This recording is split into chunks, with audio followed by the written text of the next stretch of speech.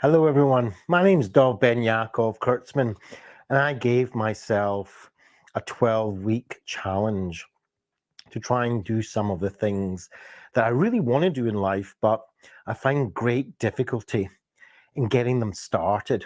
And usually once I'm on my way, these things kind of smoothly run out. But I have sometimes this kind of obstacle, something about myself gets in my own way.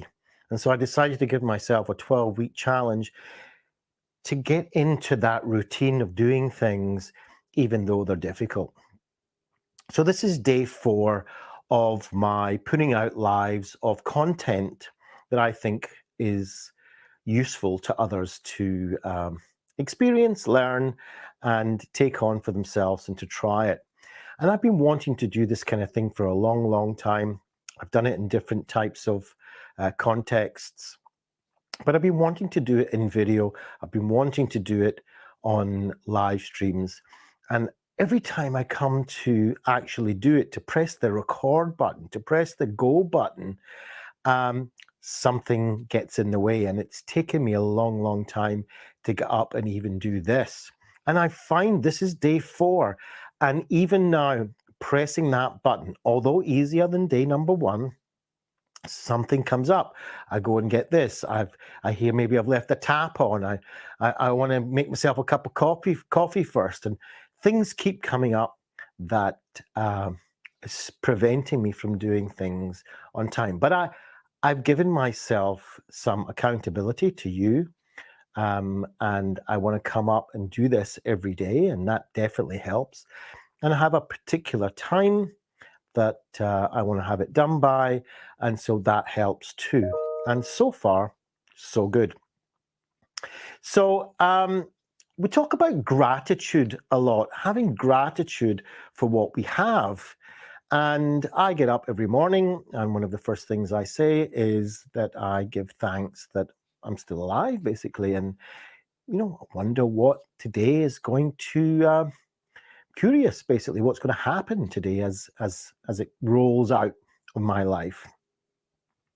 But a lot has been said for gratitude of having, giving thanks for what we have, and realizing there's a lot of people out there that have not usually things that we have.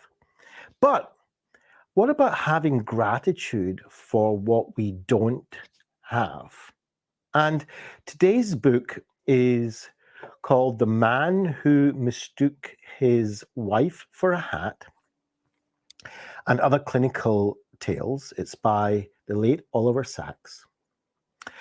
And it reminds me very much of my beginnings in my journey into learning formally human behavior, neuroscience, psychology. And I spent quite a while in my training in a locked, secure psychiatric ward in a mental health center. And it's pretty safe to say that the people in that ward were in extreme situations in their psychological and emotional state. It was very frightening for me at the very beginning of my training. But as time went on, I deliberately put myself out there to get to know these patients, some of them very long-term patients, and used to sit down and actually hold conversations with them. And I actually say that I learned to love other human beings in that ward. Because it's very easy, of course, to love a human being if they're being really nice to you, if they're attractive, if they're caring for you, and they're lots of fun. Yeah, and I wish that on everyone. But it's not so easy when the human being that you're sitting next to is not really relating to you properly, might not even be seeing the same things as you're seeing, and is generally disconnected not only from you but from themselves, among other physical ailments and disease. And yet, if you spend time and connect heart to heart, it actually taught me that loving a human being is much deeper than what we generally have as superficial relationships. And this book is full of tales, as Oliver Sacks calls it, of human beings that have different neurological problems, basically, whether it's disease or whether it's deficiencies in all sorts of different ways. And it brings out in me that gratitude of, first of all, what we do have, which is a very well-functioning hardware of a brain. Because, as this book explains, when that's not working properly from a hardware perspective, then living in a totally different world.